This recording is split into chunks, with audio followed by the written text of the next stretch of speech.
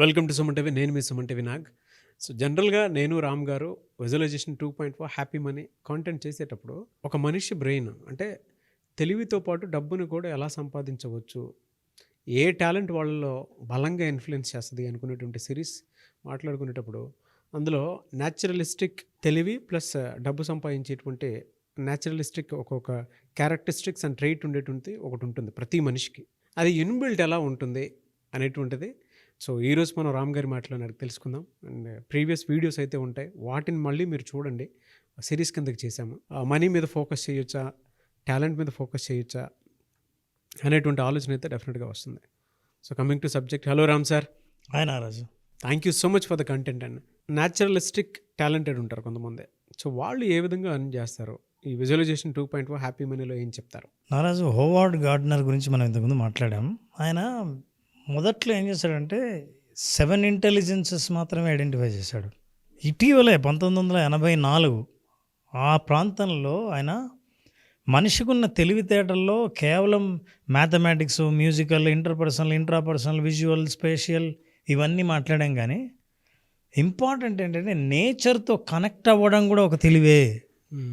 ఈ తెలివితేటలు ఉండడాన్ని కూడా మనం ఐడెంటిఫై చేయాల్సిందే అని న్యాచురలిస్టిక్ ఇంటెలిజెన్స్ అని ఆయన ఇంట్రడ్యూస్ చేశాడు. అంటే ప్రకృతితో సంబంధాన్ని పెంచుకొని, ప్రకృతితో మమేకమై, ప్రకృతి అందాన్ని, ప్రకృతినిచ్చే సమాచారాన్ని అద్భుతంగా అందుకొని ఆ తెలివితేటలతో పైకి వచ్చేవాళ్ళు వాళ్ళ కెరీర్ని బిల్డ్ చేసుకోవచ్చు, డబ్బులు సంపాదించవచ్చు, ప్లస్ వాళ్ళకు కూడా సమాజంలో అద్భుతమైన గుర్తింపు ఉంది అని. ఒక్కొక్కసారి చూస్తే న్యాచురలిస్టిక్ ఇంటెలిజెన్స్ అంటే అసలు మనం నేచర్తో కనెక్ట్ అయ్యాం కాబట్టి చూస్తూనే మనకేం కనిపిస్తుందంటే ఆ నేచర్ కనిపిస్తుంది. నారాజు, ఈరోజు నువ్వు ఎప్పుడే కానీ ఇట్లాంటి చాలా అరుదుగా భావించే భావనలు నీలో నువ్వే ఇప్పుడు చూసుకునే దృశ్యాలు నేను నీకు చూపిస్తాను. అంటే ప్రకృతికి కనెక్ట్ అయిన వాళ్ళు కరెక్ట్గా గుర్తుపడతారు. అసలు ఏంటి వీళ్ళ ప్రత్యేకత? ప్రకృతికి కనెక్ట్ అయిన వాళ్ళు అని అంటే they can recognise, analyse objects, plants and animals. ఏదైనా సరే ఒక మొక్కను చూసినా, ఒక ప్రకృతి ప్రాంతాన్ని చూసినా సరే దాన్ని అద్భుతంగా అనలైజ్ చేయగలరు, సీజన్స్ని అర్థం చేసుకోగలరు, అనిమల్స్ని చూసినా వాటి ప్రవర్తనని అర్థం చేసుకోగలరు. వాళ్ళు ప్రకృతితో అంత కనెక్ట్ అయి ఉంటారు. వీళ్ళు న్యాచురలిస్టిక్ ఇంటెలిజెన్స్. ఈ ఇంటెలిజెన్స్ వాళ్ళు కూడా అద్భుతమైన శాలరీలతో పనిచేసే ఉద్యోగాలు ఉన్నాయంటే మనం ఆశ్చర్యపోతాం. కానీ ఉద్యోగాల గురించి మాట్లాడే ముందు నారాజు, ప్రకృతి ఈరోజు రేపు వచ్చింది కాదు, మనం పుట్టక ముందు నుంచి ఉన్నది ప్రకృతి. ప్రకృతిలో ఎన్ని అందాలు ఉన్నాయో, ఎన్ని విచిత్రాలు ఉన్నాయో, ఎన్ని రహస్యాలు ఉన్నాయో, ఎంత తవ్వినా సరే అవి బయటపడుతూనే ఉంటాయి. కొత్త విషయాలు మనం తెలుసుకుంటూనే ఉంటాం. బహుశా నాకు తెలిసి ఇంకా ప్రకృతి రహస్యాలు మనం ఛేదించే పనిలోనే ఉన్నాం, కానీ పూర్తిగా రహస్యాలని మనం అసలు ఛేదించలేదు. For example, look at this picture Naraju. మీకేమనిపిస్తుంది? అంటే చూడడానికి ఫెరోషియస్గా కనిపిస్తుంది, కానీ తను దేనికోసం వెళ్తున్నట్టు ఉంది, అది కూడా వాటర్లో నుంచి. సో న్యాచురలిస్టిక్ ఇంటెలిజెన్స్ని జనరల్గా చాలామంది ఈ ఫోటో చూస్తూనే వాళ్ళు అబ్జర్వ్ చేసేవి ఎలా ఉంటాయో చెప్తాను. నెంబర్ 1, ఏ టైంలో ఇది బయటకు వచ్చింది? ఇది పొద్దున్న, మధ్యాహ్నమా? రెండవది, ఇది మగపులే, ఆడపులే? మూడవది, కాలుకున్న కనిపించే గోరును బట్టి దాని వయసు ఎంత ఉంటుంది? దాని ముఖంలో ఉన్న చారల్లో ఉన్న డిజైన్ ప్రకృతి ఎంత అద్భుతంగా చిత్రీకరించింది.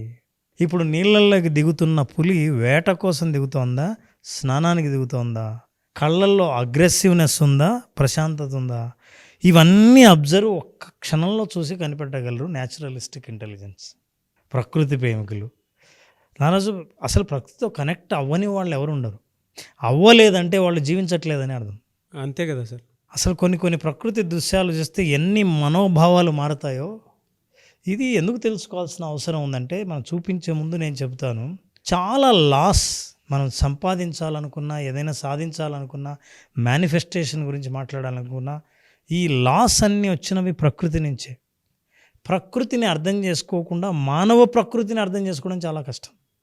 అసలు నీ స్వయం ప్రకృతిని అర్థం చేసుకోవడం కష్టం. అందుకే మనిషి, కొంతమంది చూసారా, ఆకాశం వైపు చూసి ఈరోజు ఎలా ఉంటుందో చెప్పగలరు. గాలిలోని తేమ స్కిన్ తగులుతూనే ఏ సీజన్ ఎంటర్ అయిందో చెప్పగలరు. చూస్తుంటే ఇది కాస్త ప్రమాదకరమైన దారిలా ఉందే ఆయన గుర్తుపట్టేవాడు ప్రకృతితో బాగా అనుబంధం ఉన్నవాడే. కొన్ని కొన్ని దృశ్యాలు చూస్తే మనసులో ఏదో మూల ఎలాంటి భావనలు కలుగుతాయో చూడండి అసలు.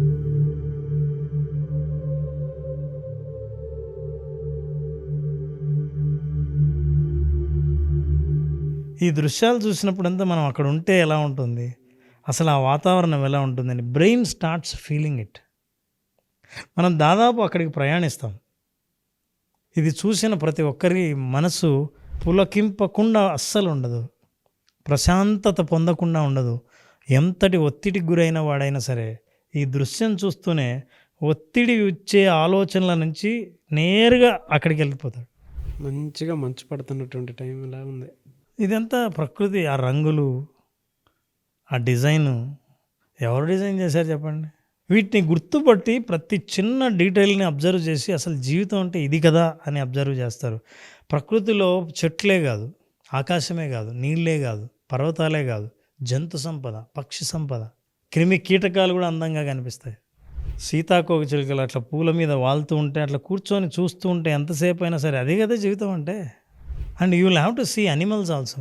వన సంరక్షణ ఎందుకు చేస్తారంటే, రిజర్వ్ ఫారెస్ట్లను ఎందుకంటారంటే, ఏవైతే అంతరించిపోతున్న జంతు జాతులు ఉన్నాయో ఆ జంతు జాతుల్ని కాపాడడం కోసం ఆ అడవుల్ని కూడా సంరక్షించే బాధ్యత ప్రభుత్వము ప్రజలు తీసుకుంటారు. ఎందుకంటే ఈ వన సంపదని నమ్ముకొని బతికే కొన్ని జీవులు ఉంటాయి, అవి తిరుగుతూ ఉంటే ఎంత అందంగా ఉంటుందో ప్రకృతి. ఇవన్నీ మనం చూస్తూ పోతే నారాజు, అట్లా అప్పుడప్పుడు ప్రతి మనిషి ప్రకృతితో కనెక్ట్ అవ్వాలంటే అప్పుడప్పుడు ప్రకృతిలోకి నడిచి వెళ్ళాలి. ఈ చుట్టూ ఉన్న మానవ సమాజంలో ఉన్న ఆలోచనలు, ఒత్తిళ్ళు, ఆందోళనలు అన్నీ వదిలేసి ప్రకృతిలో ఉన్న ప్రశాంతతను ఎంజాయ్ చేయడం కోసం అట్లా నడుచుకుంటూ ఒక్కర్లు వెళ్ళిపోతే ప్రకృతి మనతో మాట్లాడుతుంది. మన భాష కూడా ప్రకృతి అర్థం చేసుకుంటుంది, మనం ఎప్పుడూ ఎక్స్ప్రెస్ చేయొచ్చు. నేచర్ మనతో ఎప్పుడూ కనెక్ట్ అయ్యి ఉంటుంది, మనమే గుర్తించం. యూనివర్స్ కూడా మనతో ఎప్పుడూ కనెక్ట్ అయ్యే ఉంటుంది. కనెక్ట్ అయి ఉంటుంది. ఇట్లా కనెక్ట్ అయిన వాళ్ళు యూనివర్సల్ లాకు బాగా కనెక్ట్ అవుతారు. బట్ మనకేం కావాలనేటువంటి దాని మీద అవగాహన ఉండదు. అంటే మనం అడగం, ఇలాంటిది ఒకటి ఉందని తెలియదు, ఇంకెట్లా వస్తుంది ఏదన్నా సరే.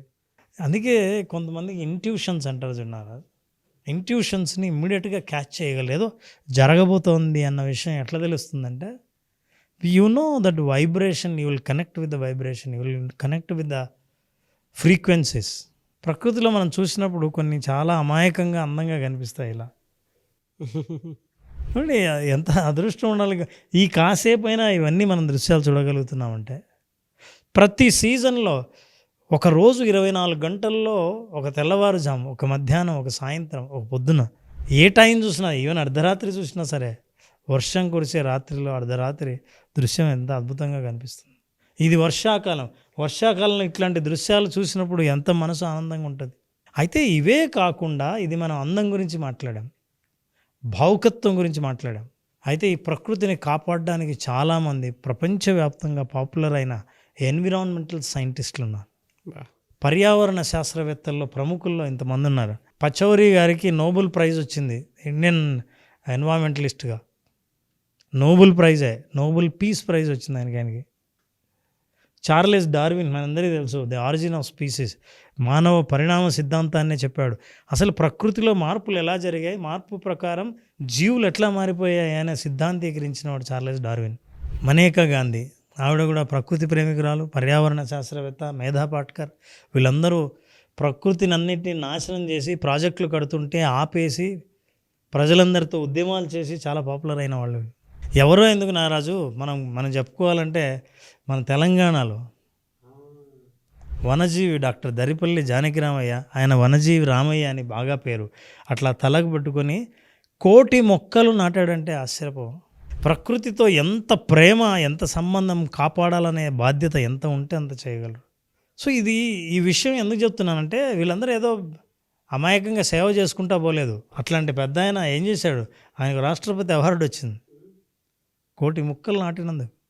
ఎక్కడ చూసినా సరే ఆయన తల మీద మొక్కలు పెట్టుకొని పోతున్నాడు, మొక్క బొమ్మనే క్యారీ చేస్తూ వెళ్తున్నాడు. ఈవిడందరికీ బాగా తెలుసు, సాలుమరద తిమ్మక్క. ఈవిడ కర్ణాటక నుంచి, ఇంకో ఈవిడ కూడా కర్ణాటక నుంచే. 70-80 ఏళ్ల వయసు దాటి ఉన్న మహిళలు వీళ్ళందరికీ ప్రభుత్వం బాగా గుర్తించింది. కొన్ని కిలోమీటర్ల పాటు చెట్లు నాటుకుంటూ వెళ్ళారు. ఈవిడ ఒక ట్రైబల్కి సంబంధించిన ముసలావిడ, 78 ఏళ్ళు. ఆవిడ ప్రకృతితో ఎంత సంబంధం అంటే అడవిలోకి తీసుకెళ్ళి ఎక్కడికి తీసుకెళ్ళినా ఇట్లా మొక్క అని చెప్తే ఈ మొక్క ఏంటి, దీని పేరేంటి, దేనికి ఉపయోగపడుతుంది, ఇది ఎక్కడెక్కడ దొరుకుతుందో చెప్పేస్తుంది. అట్లా కొన్ని వేల రకాల మొక్కలను గుర్తించి వాటి ప్రయోజనాలను చెప్పగల మేధా సంపత్తి ఆవిడకు ఉంది. సో న్యాచురలిస్టిక్ ఇంటెలిజెన్స్ వీళ్ళందరూ. నిజంగా జాబ్స్ రావాలంటే నారాజు ఎవరైనా ప్రకృతిని నిజంగా సహజంగా అది నేర్పిస్తే వచ్చేది కాదు. Can you give a training? ప్రకృతిని ఎలా ప్రేమించాలో ట్రైనింగ్ ఇవ్వగలమా? లేదు.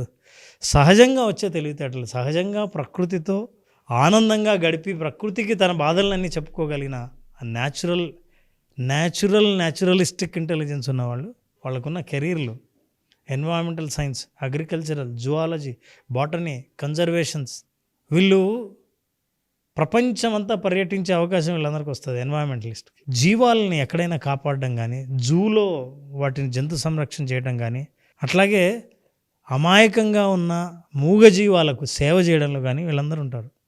అయితే పోనీ ఇవన్నీ కెరీర్స్ అనుకుంటే డబ్బులు ఎట్లా సంపాదిస్తారు? ఎట్లయినా ఈకో టూరిజంలో అసలు చాలామంది సెలవులు వస్తే చాలా టూర్కి ఎందుకు వెళ్తామంటే అక్కడ చాలా అద్భుతంగా ఉంటుంది, రిలాక్స్ అవుతుంది, సెటిల్ అయిపోవచ్చు, ఎంత బాగుందో అని అనిపిస్తుంది కదా. కానీ ఎక్కడెక్కడ ఎట్లా బాగుంటుందో దాని చరిత్ర ఏంటో తెలుసుకుని చెప్పేవాళ్ళు టూరిస్టులు.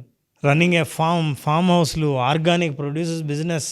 చాలామంది ఇప్పుడు ఈ మధ్య ఆర్గానిక్ బిజినెస్ అంటే చాలా పాపులర్ అయింది. అంటే ఒక మనిషి సహజంగా దొరికే ఆహార పదార్థాలతో ఆరోగ్యాన్ని ఎట్లా కాపాడుకోవాలో తెలిసి దేన్ని పండిస్తే మనిషి తింటే ఆరోగ్యంగా ఉంటాడో కనుక్కోవడం, ఇదంతా ఎన్వైరన్మెంటల్ సైన్స్, సహజంగా ఇవన్నీ. సో ఎన్వైరన్మెంటల్ కన్సల్టింగ్, చాలామంది సాఫ్ట్వేర్ ఇంజనీర్లు అగ్రికల్చర్లోకి వచ్చారు నారాజు. ఇవాళ చాలామంది ఛానల్స్ కూడా పెట్టుకుని, ప్రకృతి ప్రేమికులు యూట్యూబ్ ఛానల్స్ పెట్టుకుని కూడా వాళ్ళకి తగినంత విధంగా కొంతమంది సర్వీస్ చేసుకుంటూ ఛానల్ డెవలప్ చేసుకుంటూ దాంతోపాటు కొత్త కొత్త ప్రోడక్ట్స్ని, ప్రకృతి ప్రోడక్ట్స్ని చూపిస్తూ మంచి ఇన్కమ్ సోర్స్ కూడా క్రియేట్ చేసుకున్నటువంటి వాళ్ళు ఉన్నారు. అలాంటి ఇంటెలిజెంట్లు ఉన్నారు కాబట్టి మనకు టీవీ ఛానల్స్లో కూడా national geographic, discovery channel, animal planet ఇట్లాంటివన్నీ ఛానల్స్ ఉన్నాయి. ఎందుకంటే వాళ్ళని కనెక్ట్ చేయడానికి. అట్లాగే వైల్డ్ లైఫ్ ఫోటోగ్రఫీ ఉన్న వాళ్ళు కూడా ఇదే ఇంటెలిజెన్స్ ఉంటారు. ఒక్కొక్క వైల్డ్ లైఫ్ ఫోటోగ్రఫీ ఒక్క ఫోటో తీస్తే కోట్ల రూపాయలు కొనడానికి ప్రపంచంలో చాలామంది ఉన్నారు రెడీగా. కెరీర్ ఆప్షన్స్ నిజంగా అలాగే ఉంటే మీరు దీన్ని ప్రచారం చేస్తూ దీన్ని అద్భుతమైన వ్యాపారంగా మార్చుకోవచ్చు. అంటే సహజంగా మీకు ఆ తెలివితేటలు ఉండాలి.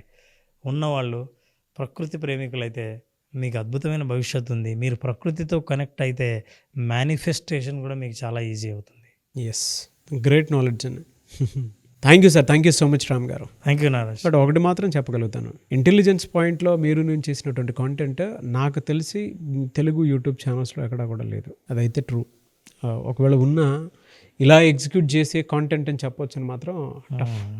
ఆ విషయంలో నేను మీకు స్పెషల్ థ్యాంక్స్ చెప్తాను. Thank you Naraj. అది ఎంతమంది చూసి ఎలా రిసీవ్ చేసుకుంటారు అనేది పక్కన పెడితే, బట్ దీని ఎగ్జిక్యూషన్ ఉంటుంది చూసారా, ఇట్స్ అ గ్రేట్ థింగ్.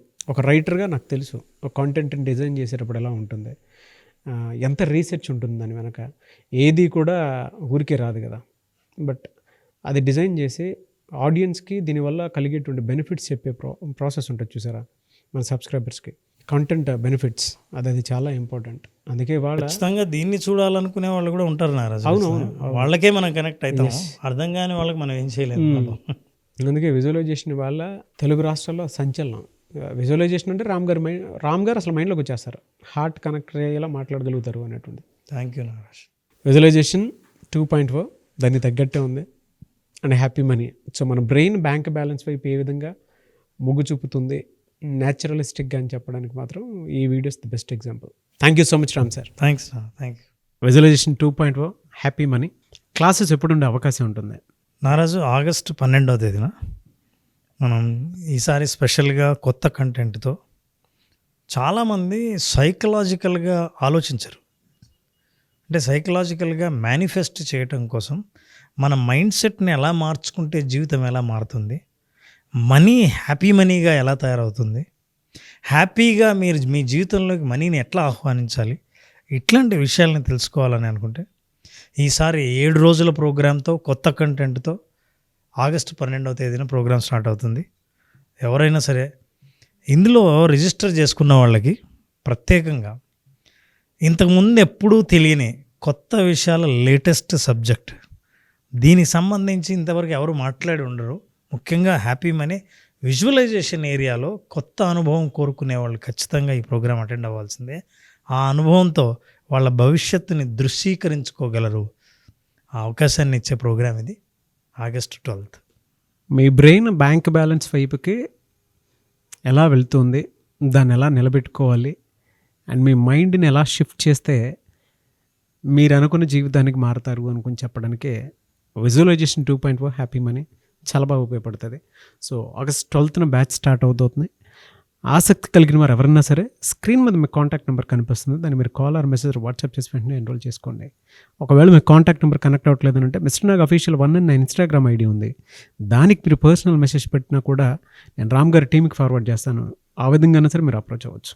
ఈ వీడియో లైక్ చేయండి, షేర్ మాత్రం తప్పకుండా చేయండి. ఇలాంటి మరిన్ని వీడియోస్ కోసం మా ఛానల్ ఫాలో అవ్వండి. Thank you so much Ram sir. Thank you Naraj.